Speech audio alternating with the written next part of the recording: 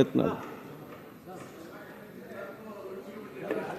ಹೌದು ಇವತ್ತು ನಾಳೆ ಟುಮಾರೋ ಕೆಲವೊಂದು ಆಡಳಿತ ಪಕ್ಷದವರು ಎಲ್ಲ ಹೇಳಿದ್ದಾರೆ. ಅದ್ರ ಮೇಲೆ ವಿಶೇಷ ಹೇಳಿ. ನಾ ಏನೋ ಸ್ಟಾರ್ಟ್ ಮಾಡಿಲ್ಲ ಅಧ್ಯಕ್ಷರೇ, ಸ್ವಲ್ಪ ಸಮಾಧಾನ. ನೋ ಓಕೆ, ನಾ ಎಲ್ಲ ಮಾತಾಡಿದ್ಮೇಲೆ ನೀವು ಓಕೆ ಅಂದ್ಬಿಟ್ರೆ ನಾನು ಕೂತ್ಬಿಡ್ತೀನಿ. ಕಾನೂನು ಸುವ್ಯವಸ್ಥೆ ಬಗ್ಗೆನೇ ನಾನು ಮಾತಾಡ್ತಾ ಇದ್ದೀನಿ. ನಾವು ಕರ್ನಾಟಕ ಪೊಲೀಸ್ ಇಲಾಖೆ ಎಲ್ಲರೂ ಭ್ರಷ್ಟರು,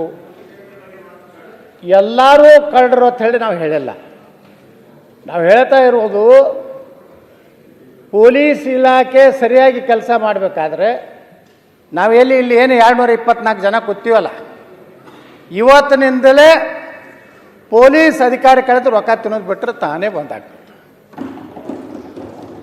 ನಾವು ಮಂತ್ಲಿ ಫಿಕ್ಸ್ ಮಾಡಿ PSI ಗಿಷ್ಟು, CPI ಗಿಷ್ಟು, ಬೆಂಗಳೂರು ಕಮಿಷನರ್ಗಿಷ್ಟು, DSP ಗಿಟ್ಟು, ಎಡಿಷನಲ್ SP ಗಿಟ್ಟು ರೇಟ್ ಫಿಕ್ಸ್ ಬೋರ್ಡ್ ಮಾಡ್ಕೊಂಡು MLAಗಳು ಕೂತ್ರೆ ಮತ್ತು ಇನ್ನೂ ಭಾಳ ಈಗ ಏನಾಗಿದೆ, 8 ತಿಂಗಳಿಗೆ ಟೆಂಡರ್ ಆಗ್ತವೆ.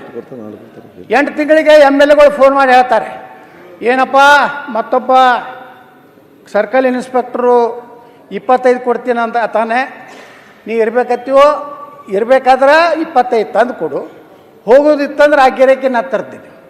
ಅದಕ್ಕಿಂತ ಮತ್ತು ಇನ್ನೊಂದು ಹೆಚ್ಚಿಗೆ ಹೇಳ್ಬೇಕಂದ್ರೆ ಅಲ್ಲಿ ಯಾವ 15 ಕೊಡ್ತಾನೆ, ಮತ್ತೊಬ್ಬ ಬಂದು 20 ಕೊಟ್ಕೊಳ್ಳೆ 15 ಒಳಗೆ 20 ಒಳಗೆ ಮತ್ತೊಬ್ಬ 25 ಕೊಟ್ಟ ಅವನು ತೊಗೊಂಡು ಬರ್ತಾರೆ. ಸಮಸ್ಯೆ ಆದ್ರೆ ಅದನ್ನ ಹೇಳುದು ಕೇಳ್ರಿ ಅಧ್ಯಕ್ಷರೇ, ನಾನು ಕಾನೂನು ವ್ಯವಸ್ಥೆ ಬಿಟ್ಟು ಬೇರೆ ಮಾತಾಡ್ತಾ ಇದ್ದೀನಿ.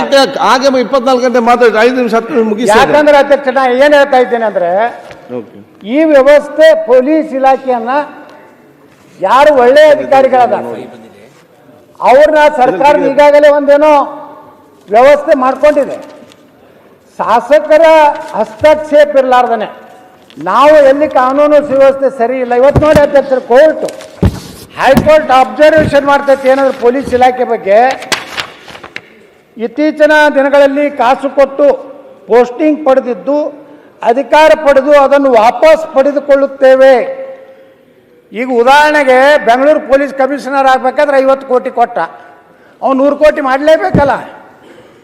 ಬಿಜಾಪುರ ಒಂದು ಯಾವುದೋ ಪೊಲೀಸ್ ಸ್ಟೇಷನ್ಗೆ ನನಗೆ ಒಂದು 25 ಲಕ್ಷ ಕೊಟ್ಟ ಅಂದರೆ ಅವನು 1 ಕೋಟಿ ರೂಪಾಯಿ ಮಾಡಲೇಬೇಕು. ಈ ರೀತಿ ಕೋರ್ಟ್ ಅಬ್ಸರ್ವೇಷನ್ದಲ್ಲಿ ಹೇಳ್ತಾರೆ ಅಧ್ಯಕ್ಷರೇ.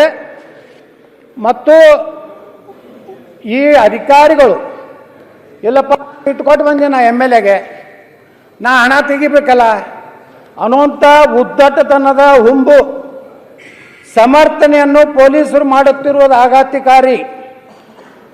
ಬಿ ರಿಪೋರ್ಟ್ ಸಲ್ಲಿಸಲು 1,25,000 ರೂಪಾಯಿ ಲಂಚ ಪಡೆದು ಬಂಧಿತರಾಗಿದ್ದ ಗೋವಿಂದಪುರ